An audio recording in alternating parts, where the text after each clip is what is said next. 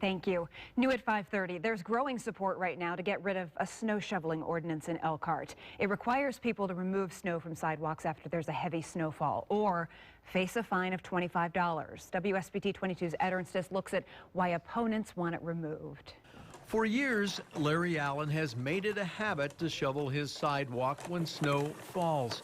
He has already been out several times this winter. I always clear the walk because there's a lot of people that use our sidewalk here, and the school kids, their bus stop is right down here, and of course for the mailman and just safety in general, try to keep the walks clear. The last couple of years, an Elkhart city ordinance has required residents to shovel their walks 24 hours after a snowfall or face a $25 fine if they don't.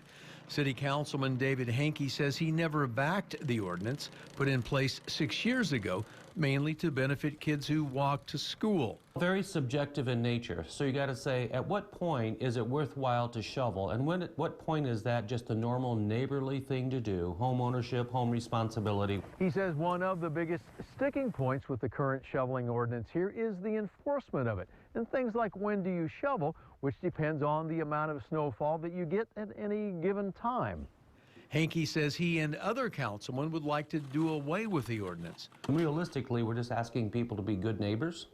We can do that without the ordinance. We would like this ordinance, and I think the majority of the council would like this ordinance to be repealed.